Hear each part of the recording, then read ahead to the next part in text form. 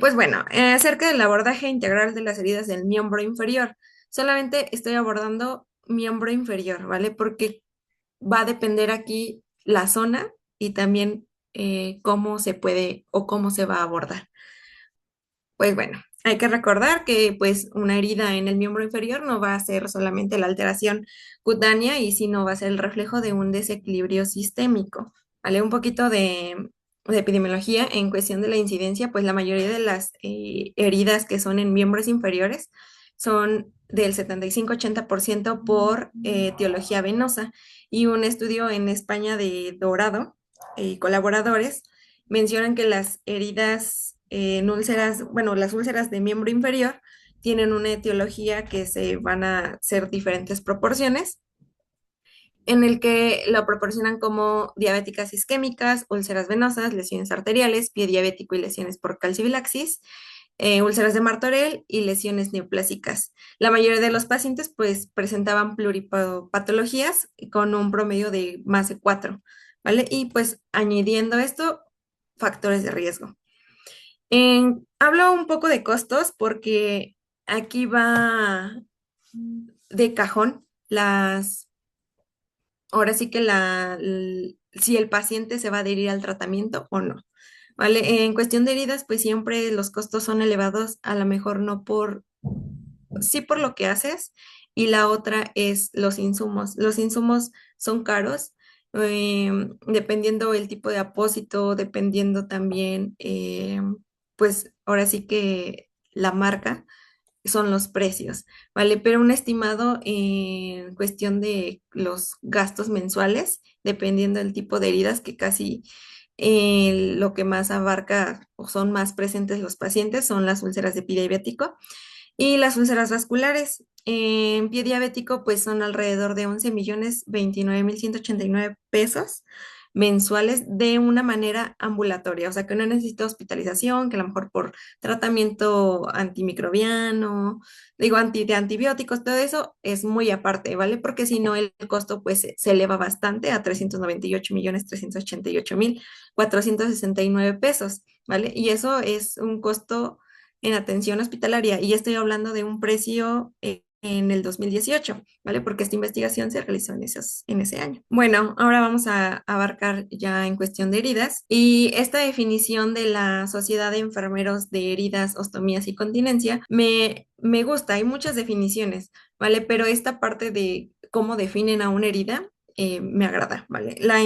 Definen que es una interrupción de la estructura y las funciones de la piel y los tejidos subyacentes que se relacionan con diversas etiologías, como se los mencionaba anteriormente en en el estudio de Dorado. Y bueno, que son de diversas etiologías como traumatismo, cirugías, presión sostenida y las enfermedades vasculares. Pues, ¿qué es un abordaje integral? ¿Vale? El abordaje integral pues va a ser un abordaje holístico para cada paciente, pero hay que recordar que se abarcan necesidades, ¿vale? Estas necesidades siempre las dejamos a un lado y nunca abordamos o solamente abordamos una y las demás las ignoramos. ¿Vale? Pero para dar un abordaje integral al paciente, tenemos que abordarlas todas. Y no significa que nosotros tengamos que abordarlo y no soltar al paciente, sino que también hay que referir cuando algo no está dentro de nuestros conocimientos, de nuestra área también, para que pueda tener una buena evolución al paciente. Por lo general siempre nos abordamos a la física, pero nunca nos vamos a la mental, a la necesidad social y a la emocional. Esas siempre las dejamos a un lado, ¿vale? Pero también son importantes en las heridas y ahorita se los voy a hacer notar el por qué. Pues bueno, para tener un abordaje integral en la herida no es ir directamente en cómo la voy a abordar. A lo mejor una herida que es provocada por un traumatismo, pues por lo general siempre es de, bueno, pues nada más limpio y pues ya nada más el paciente dice, no, pues me caí y ya, ¿vale? O me pegué, iba yo caminando y me raspé con algo, o iba subiendo las escaleras y me pegué con la orilla o así, ¿vale? Por lo general esas son las causas, pero son heridas traumáticas, ¿vale? Entonces, para determinar esta causa en cuestión de miembros inferiores, pues va a ser muy relevante para de aquí es el pie, el tratamiento que le vamos a dar al paciente, ¿vale? Porque aquí vamos a ver vamos a prevenir y para que no vuelva a suceder y a reincidir esa herida, ¿vale? Siempre en miembros inferiores, por lo general que son los pies, vamos a evaluar también el tipo de marcha. ¿Vale? La existencia si hay prominencias óseas, así como las úlceras por presión, también aquí en prominencias óseas son relevantes, ¿vale? Y pues alguna otra anomalía, perdón, como el pie de Charcot o pie plano, pie cabo. Entonces todas esas partes tenemos que evaluarlas. Y pues obviamente aquí va el tipo de calzado. Es de una pacientita que pues atendí en la clínica. Por lo general siempre a lo mejor al ver la imagen va a decir pues a lo mejor se picó con un clavo o a lo mejor una piedrita le estuvo lastimando y lastimando constantemente el zapato, pero pues hay que ir al trasfondo, ¿no? Siempre una herida va a tener un nombre y un apellido. Entonces el nombre es de que la causa y ya después el apellido pues ya va a ser ahora sí que como el nombre original. Por ejemplo, una herida traumática en un miembro inferior, pero el paciente tiene insuficiencia venosa, pues aquí ya no va a ser una herida traumática, sino que ya se convierte en una úlcera venosa, porque pues ya está afectado su sistema circulatorio. O por ejemplo, también en un paciente que tiene una insuficiencia arterial y le está causando fricción el zapato o igual se llega a pegar en algún miembro, lo que llega a provocar esto pues ya no es una herida traumática, sino que ya es una úlcera arterial, ¿vale? Entonces tiene que estar valorando de dónde. Tenemos que evaluar al paciente, cuántos años tiene, ahora sí que enfermedades crónico-degenerativas. Y por ejemplo, esta pacientita lo que refiere, ahora sí que les voy a pasar la siguiente diapositiva. Y si logramos ver, vemos un estudio de imagen en el que la paciente, pues lo que lo provocó esta herida anterior fue porque tuvo un traumatismo al momento de que estaba jugando y pues chocó su dedo con la pared. Entonces tuvo una fractura del segundo falange medial. Entonces, si se dan cuenta en esta parte de acá, ahí tuvo, ahora sí que el huesito le estuvo cortando la piel. ¿Vale? Entonces provocó la herida anterior que le estaba yo mencionando. Como es el pie de Charcot, pues obviamente hay una deformidad en cuestión de que los huesos se van desplazando.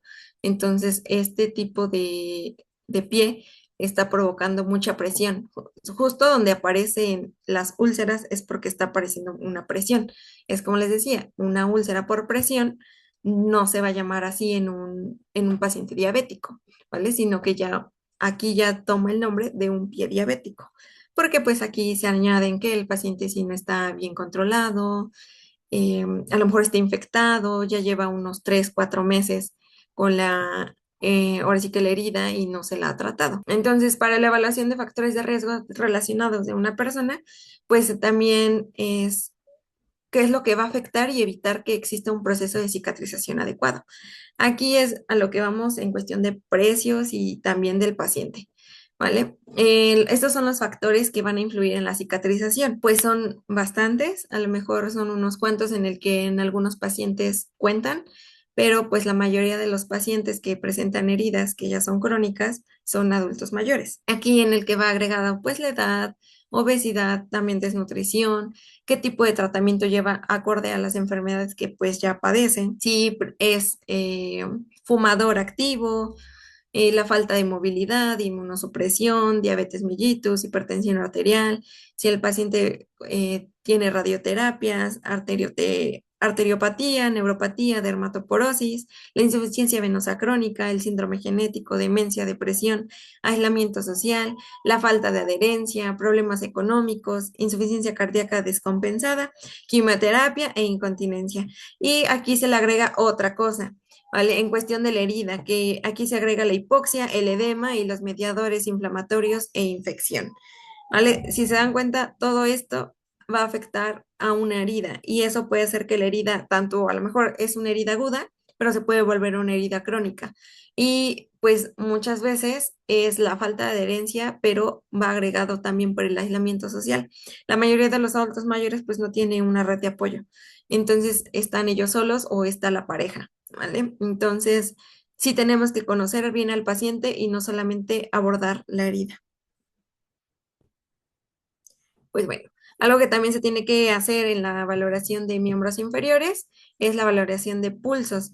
¿vale? Que es los pulsos dorsales, el tibial posterior, el peroneal o el tibial anterior. ¿Por qué son importantes? Porque aquí vamos a ver, a lo mejor no con estudios o, por ejemplo, que son los Doppler, más exacto, pero si a lo mejor no los tenemos a la mano o no es una valoración, tenemos que valorarlos y son importantes para determinar si el paciente tiene insuficiencia arterial o tiene, bueno, insuficiencia venosa siempre va a haber pulsos, ¿vale? Pero en insuficiencia arterial no hay. Y también si a lo mejor no tiene insuficiencia arterial o está iniciando con datos de calcificación de arterias, para eso es la medición de pulsos. Vamos a ver ahora sí que si están disminuidos o aumentados y también la frecuencia en el que están los pulsos. Y con esto, pues, ¿para qué nos sirven también los pulsos? En el que vamos a medir el índice tobillo-brazo y también está el índice dedo-brazo.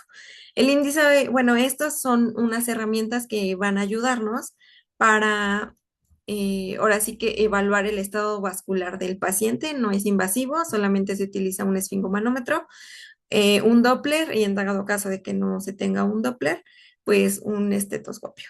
¿Vale? En esto se va a diagnosticar y pues nosotros no estamos para dar un tratamiento, pero pues sí orientar al paciente y nosotros pues no podemos dar el pronóstico, pero sí nosotros podemos guardarnos ese pronóstico sin decírselo al paciente para que pueda ir con un angiólogo y darle el tratamiento y orientarlo hacia la evolución que va a tener. Pero hay que tener mucho ojo, solamente es una herramienta, ¿vale? No es algo definitivo, porque aquí en pacientes que tengan insuficiencia renal o que sean diabéticos, ellos sufren una calcificación de las arterias, entonces puede alterarlas y dar un falso positivo del índice tobillo-brazo al momento de estar evaluándolo. En la insuficiencia arterial va a dar, ahora sí que algunos datos en el que cuando un paciente tiene flebolinfedema y una isquemia leve, solamente va a presentar pulsos débiles, una distrofia unguial y ahora sí que la piel va a estar seca. Va a tener como que pequeñas escamas que no sé si las logran ver en este piecito, ¿vale? Las personas que ya tienen una isquemia moderada a grave y no hay aún lesiones cutáneas, pues va a presentar lo mismo que el anterior en una isquemia leve, pero aquí se va a agregar los pulsos ausentes, ¿vale? Y también una pierna sin vello. Ya cuando hay una isquemia que ya es crítica y pues obviamente no los va a dar el pie, pues ya hay una lesión y obviamente pues ya llega pues necrosado, por lo mismo de que hay una isquemia y no hay una circulación y pues hay una piel pálida. Estos datos que les acabo de dar, recuérdenlos porque ahorita les voy a enseñar una imagen en el que se ven algunos, ¿vale? Y pues obviamente me van a decir en qué isquemia se encuentra el paciente. Vale, algo que va a determinar si tiene una insuficiencia venosa o arterial, pues aquí sí ya es muy seguro y muy certero, es el Doppler, es un ultrasonido que pues lo van a realizar un angiólogo para que pueda determinar cómo está la circulación, si es adecuada, cómo son ahora sí que los pulsos, si son bifásicos, trifásicos o monofásicos, y esto va a determinar el pronóstico de la herida. Pues bueno, algo que ya hablamos ahora sí que en cuestión de lo que valoramos, que es lo que les acabo yo de mencionar. Ahora nos vamos a ir al hecho de la herida. El hecho de la herida significa que es todo lo que está, ahora sí que lo que le estoy yo sombreando, todo eso aborda el hecho de la herida. ¿Ok? Todo lo demás, ahorita lo vamos a ir abordando, porque no solamente nos vamos a centrar en el hecho. Vale, al momento de que vamos a abordar una herida, por primera vez, pues siempre nos vamos a hacer una pregunta. Es, ¿qué tejidos estoy viendo? ¿Qué tejidos veo que son sanos? Bueno, que se le conocen viables, no viables. ¿Cuáles son? ¿Vale? Porque a partir de esta valoración, obviamente con ya una previa historia clínica que le realizamos al paciente, de qué le pasó, cuándo fue, hace qué tiempo, cómo se ha estado curando, quién lo ha estado viendo, qué se ha estado poniendo, todo eso va antes de que podamos manipular la herida. Y también lo que les acabo de mencionar, pulsos. Entonces, es importante realizar esta evaluación, ya que pues aquí vamos a determinar qué tipo de desbridamiento.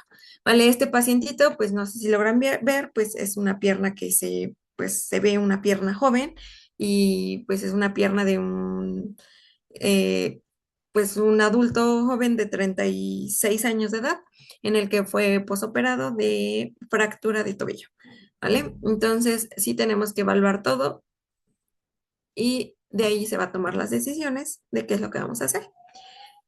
Y pues bueno, lo primero a lo mejor es de qué tipo de desbridamiento voy a emplear en el paciente. Con todo lo anterior que yo les acabo de decir, cuando hay pulsos, no hay pulsos, qué tipo de medicamentos toma el paciente, porque luego a veces toman anticoagulantes y cuando toman anticoagulantes también hay que ir, no digo que despacio, pero también ver qué cantidad de anticoagulantes toma, cómo le voy a hacer para que el paciente no sangre, para que, ahora sí que todas esas decisiones se van a estar tomando poco a poco. Hay que recordar que los tipos de desbridamiento, que los que a lo mejor siempre conocemos, que es el desbridamiento mecánico, autolítico, enzimático y quirúrgico, pero pues aquí ya se agregan otros más, ¿vale? Ya ha ido aumentando, ahora sí que insumos para el desbridamiento que son menos invasivos, pero por ser menos invasivos también, obviamente el costo aumenta bastante en el que se aumenta también desbridamiento oxidativo, el desbridamiento químico, también el desbridamiento técnico, que esto es por medio de hidrocirugía o por un medio de un ultrasonido de baja o alta frecuencia, en el que estos también, el tipo de desbridamiento que se utiliza, por ejemplo, en el oxidativo o en el químico, o también quimiomecánico o surfactante, van a tener indicaciones, no van a ser para todos los pacientes, ¿vale? Obviamente, así como tienen sus ventajas y sus desventajas, tenemos que también estudiar cada tipo de desbridamiento para saber cuál es el mejor para el paciente y que se le adapte también en cuestión económica, ¿vale? Los que son menos invasivos, que son los azulitos, van a necesitar otro tipo de desbridamiento, no va a ser el único. Si solamente abordamos un tipo de desbridamiento, por ejemplo, que quieran llevar el autolítico, se van a llevar muy largas en cuestión de ir retirando todo el tejido que no es viable. Entonces siempre es que hay ir de la mano con más y todos los días estar, ahora sí que los días que se esté valorando al paciente, se tiene que estar valorando qué tipo de tejido, todo lo anterior que les acabo de decir, se tiene que estar valorando en cada momento que vayamos a ver al paciente. Si no se va a desbridar con suficiente frecuencia, significa que no se está abordando una barrera clave para la curación. Esto va a causar una morbilidad inadecuada y obviamente innecesaria para el paciente y las heridas, provocándole esto pues que se prolongue más, volviendo a una herida crónica y pues obviamente a la mejor hasta que el paciente pierda el miembro o necesita la mejor estancia hospitalaria. También es necesario tener ética en cuestión de que si vemos que nosotros no podemos, ya le hicimos, ahora sí que es una herida que nos está causando mucho conflicto, sí derivarla a otro profesional para que le pueda dar el tratamiento adecuado. Y eso no significa que no podamos, sino que sale fuera de nuestros, conocimientos y pues también a lo mejor que necesite otro tipo de desbridamiento, pero en cuestión de que a lo mejor no lo conocen o, o necesitan una capacitación previa, pues es mejor derivar al paciente. Y aquí les voy a hablar acerca de esa parte que les quiero dar a entender. Hay un espectro de la infección de heridas de la IWI, que es un instituto de infección internacional de heridas, que realizó un consenso en el que va a ofrecer un marco para conceptualizar los microorganismos que están en el hospedador de la herida y la cicatrización de la misma. Este consenso fue basado por expertos en el que va a conceptualizar el proceso microbiológico a partir de ahora sí que de la presentación de clínica de heridas. Este es el espectro de infección, está muy gráfico, entre cada vez vaya aumentando, ahora sí que cada etapa es porque está aumentando la carga microbiana en la herida. Hay que determinar que entre más se oscurezca en esta tablita, pues aumenta la carga. Estos son pues el espectro de infección son los conceptos que sí se necesitan saber a profundidad y tenerlos como si fuera mm, los 5 momentos, los 10 momentos o todos los momentos que, que estén, porque en esto nos vamos a dar cuenta y va a ser también algo que nos pueda determinar que la herida ya no siga progresando. Entonces, por eso hay que conocer para ver en cómo podemos ayudar a la herida. La contaminación, bueno, solamente les puse en circulito como que los datos más relevantes de cada concepto. Vale, en la contaminación, como les acabo de decir, todas las heridas están contaminadas, pero en esta parte nunca va a haber como que se detiene la herida en cicatrizar. Todos los días la herida va a estar avanzando alrededor de 0,02 milímetros por día, ¿vale? Obviamente aquí va agregada la edad, porque pues no va a ser lo mismo que va a progresar un joven a un adulto mayor. Puede ser que vaya un poquito más lento, pero sí se tiene que ver la diferencia, ¿vale? Y para eso pues también tenemos que medir la herida. En la contaminación, pues no se va a observar, como les digo, un retraso en la cicatrización. Cuando hay una colonización, obviamente aquí ya aumenta la carga bacteriana, pero pues aún así la herida va a seguir cicatrizando, ¿vale? No va a haber algo que le interrumpa, pero sí hay que estar observando mucho ahora sí que los datos que esté arrojando la herida para ver si no pasa a la infección local. La infección local de la herida hay dos, que es la sutil y la clásica, ¿vale? La sutil, en estos, pues lo que sí ya se va a ver eh, a diferencia de las demás, que ya va a haber un retraso en la cicatrización, más allá de lo esperado, porque también nos va a arrojar una hipergranulación y obviamente hay una que se llama granulación friable. Esto quiere decir que al momento de que nosotros estemos limpiando la herida, sangra, ¿vale? Sé que una herida tiene que sangrar, pero no tiene por qué sangrar tanto. Leí la hipergranulación, a lo mejor, bueno, como recordando los prefijos, hiper pues es mucho y granulación pues es el tejido que ya es, que lleva después para la epitelización. La hipergranulación es como si ver una fresa o una frambuesa que se ven muchos granitos. Ese es un dato de hipergranulación. Cuando ya hay una infección de la herida que ya es clásica, que es lo que les acabo de decir, eritema, calor, edema, ya a lo mejor ya está ahí secreción purulenta. Aquí algo importante es que va a haber una ruptura y agrandamiento de la herida. La ruptura y aquí agrandamiento de la herida se va a ver y se refleja en los bordes, ¿vale? Los bordes hablan, la herida habla. Entonces, no solamente hay que escuchar al paciente, sino también lo que la herida está presentando en el momento. Muchas veces los pacientes por no ser regañados o porque quieren aparentar que están siguiendo las indicaciones, mienten, pero la única que no está mintiendo, pues es la herida, ¿vale? Entonces hay que tener mucha observación en esta parte.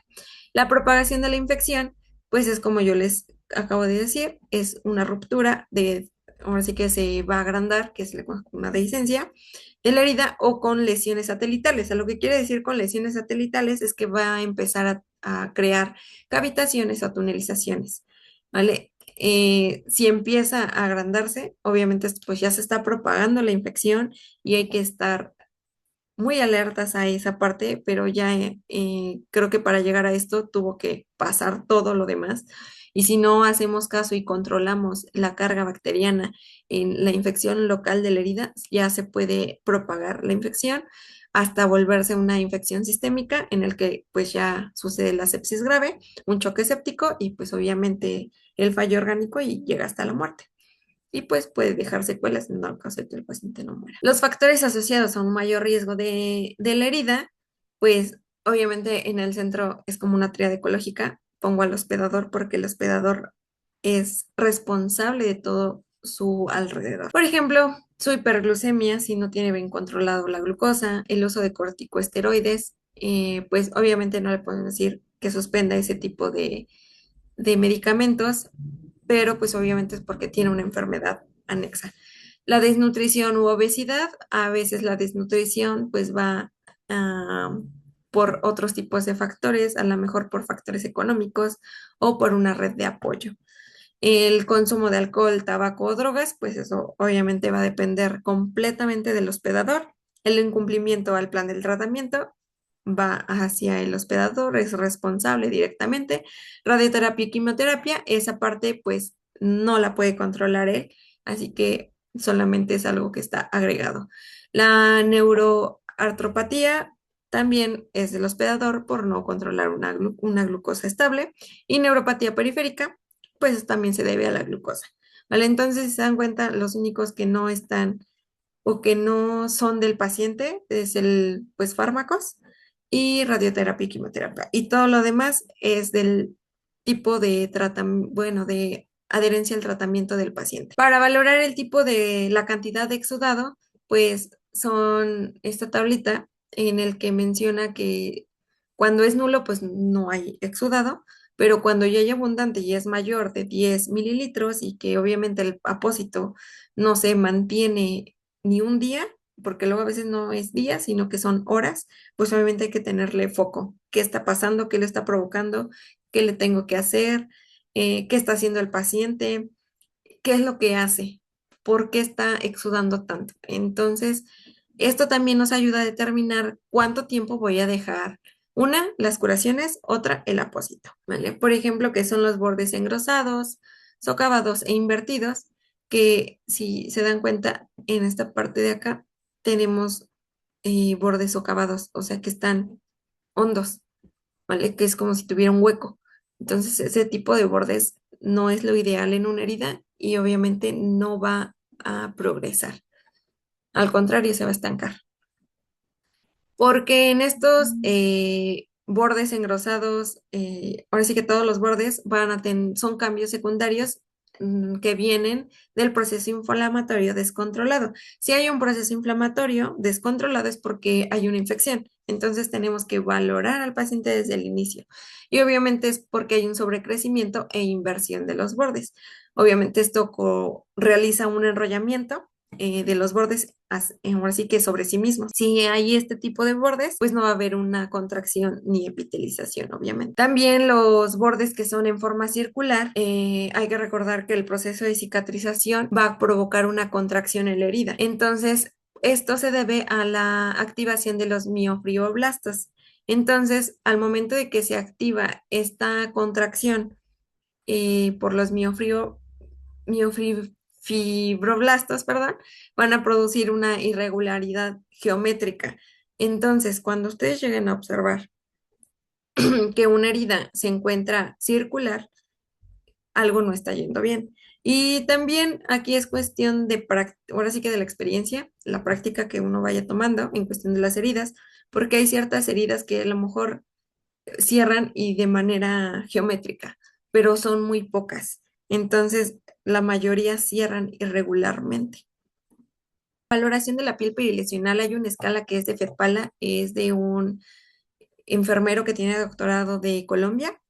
Entonces, en el que va a estar evaluando la hidratación, la dermatitis, ahora sí que la vascularización, que es el color de la piel, los bordes y los depósitos, ¿vale? Los depósitos se refiere pues a la piel perilesional. Obviamente, valorando esto, nos va a dar grados y el pronóstico de epitelización, qué tan bien nos está yendo en la contracción de la herida, ¿vale? Ya que aquí va a ser o muy malo o muy bueno, ¿vale? Entre más puntos tenga, pues va a ser buena la epitelización.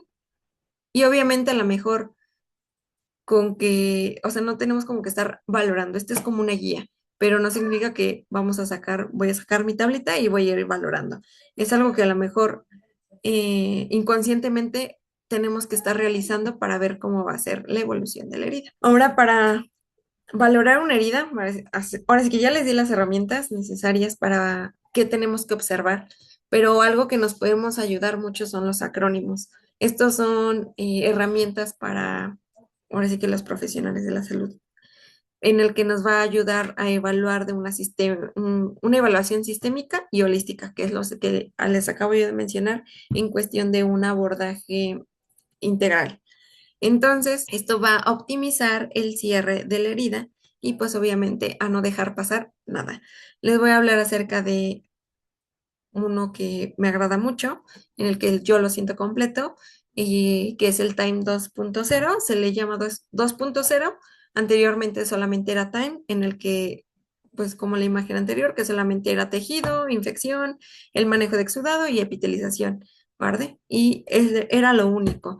Pero ya en el 2.0 se le agregan, ahora sí que son herramientas de apoyo, que son 5 pasos que se tienen que lograr.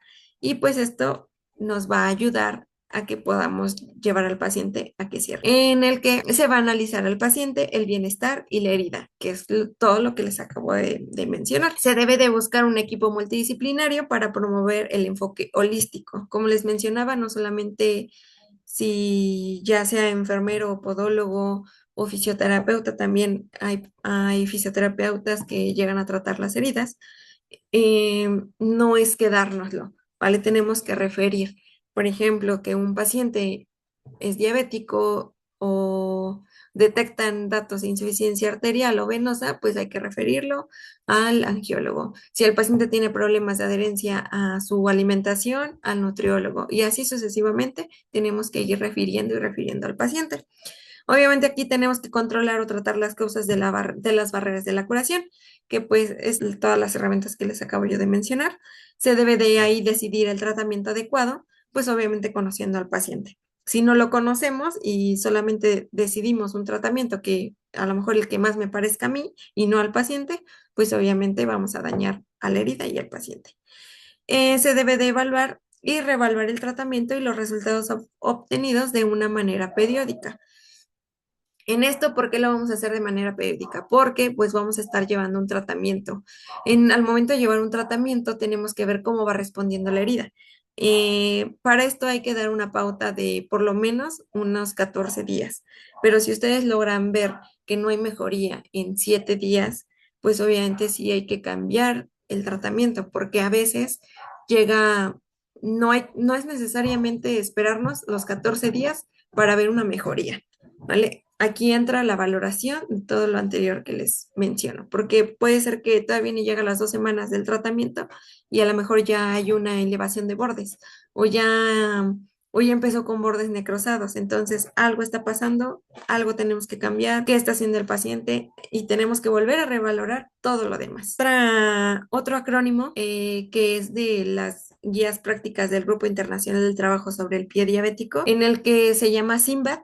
Son 6 ítems, que esto es más para una úlcera de pie diabético, que es solamente sitio, isquemia, neuropatía, infección bacteriana, área y profundidad. Pero si se dan cuenta, aquí solamente está abarcando solamente la herida y qué lo provoca, pero no estamos tratando y ni analizando al paciente, ¿vale? Entonces, sí, al momento de tomar un acrónimo es ver el que pues se les ajuste a ustedes y puedan llevar una buena evolución. ¿Por qué el impacto emocional? ¿Vale? Es algo que les acaba yo de mencionar acerca de las necesidades, que es algo que dejamos al final, ¿vale? Pero las heridas crónicas, pues, como les mencionaba, que son la mayoría de los adultos mayores, y pues este es un problema mundial que está relacionado con la tercera edad.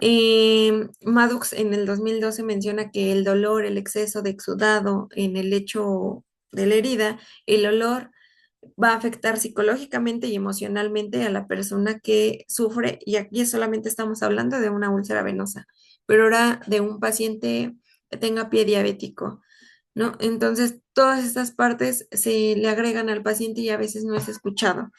Puede ser que a lo mejor no tenga una red de apoyo de quien lo pueda llevar o le da pena porque a lo mejor huele mal. Entonces, todas esas cosas tenemos que escuchar al paciente para poder ayudar, obviamente, todo lo que está dentro de nuestras manos y hacer sentir al paciente seguro de lo que nosotros le vamos a hacer, de que él no se sienta penado y mucho más cosas.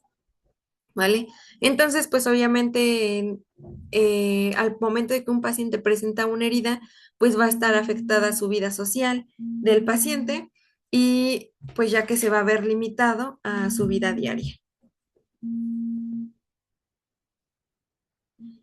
Bueno, en esta parte hay un trabajo multidisciplinario, ¿vale? Como les acabo yo de mencionar en el acrónimo de TIMES, tenemos que derivar. Siempre hay que derivar ya sea a un angiólogo, a un nutriólogo, ahora sí que a cirugía plástica, dermatólogos, enfermería, traumatólogos, podología, médico cirujano, infectólogo, internista y pues obviamente aquí también se me olvidó agregar a fisioterapia. ¿Vale? Todas estas trabajos van a ayudarnos a poder que llegue un cierre de la herida, porque necesitamos de todos. ¿Sale? Si nosotros solamente nos enfocamos en la herida y no derivamos al paciente, pues obviamente no va a tener una buena evolución. Y si a lo mejor el paciente no tiene tanta solvencia económica para poder visitar a lo mejor cada uno de ellos, pues sí, este, lo ideal es estar guiándolo lo necesario, ¿vale? Por ejemplo, a lo mejor al nutriólogo, decirle lo que puede o no puede comer. Al angiólogo, ese sí es necesario y sí es algo que tendrían que hacer un sacrificio el paciente para poderlos visitar. ¿Por qué el cerebro y la piel están conectados? ¿Vale? Al momento del nacimiento se deriva de, ahora sí que tenemos, ahora sí que cómo se va a dividir todo el cuerpo, que es el ectodermo, el endodermo y el mesodermo, ¿vale? Entonces, la piel se va a derivar del ectodermo, no solamente la piel, sino que también el sistema nervioso. Entonces, si nosotros también no ayudamos al paciente a que mantenga una calma al momento de que llega con una herida, porque siempre el paciente va a llegar preocupado y de qué le está pasando, por qué no le cierra, a lo mejor porque lleva unos 2 o 3 meses sin que le cierre la herida. Tenemos que tratar de calmar al paciente, no decirle que le va a cerrar en una semana o en un mes, pero sí explicarle minuciosamente y que él esté tranquilo, porque si no, al momento de que el paciente está sufriendo un estrés, se va a estresar el sistema nervioso y pues ¿dónde está el sistema nervioso? Obviamente pues en la piel, ¿no? Entonces aquí entra lo mental y lo emocional. Ahora en lo social, el cuidador es un rol muy importante y que debe de ser valorado. También al momento de que veamos que hay una mejoría en el cuidado del paciente, en un buen, ahora sí que se adhiera al tratamiento del paciente, pues tenemos que felicitarlo para que también el cuidador se sienta bien y continúe con la labor que está realizando y no la deje. Porque si nada más nos basamos en regañar, en llamar la atención, en por qué no lo hace, por qué no el otro, felicitar ciertas cosas que hace para que eso lo siga incentivando al cuidador y obviamente al paciente de que la siga realizando. ¿Vale? El cuidador pues va a ser un apoyo emocional y va a ser el compañero ideal para las actividades diarias que va a cuidar mientras se respeta la dignidad y la autonomía del adulto mayor. Y pues como para terminar, si nos enfocamos solo en la herida, pues no estamos realizando un abordaje integral. El sanar heridas no es solo llevarla a que cicatrice, sino que también es entenderla. Así como entender la herida, vamos a entender al paciente. ¿Vale? Y pues, gracias.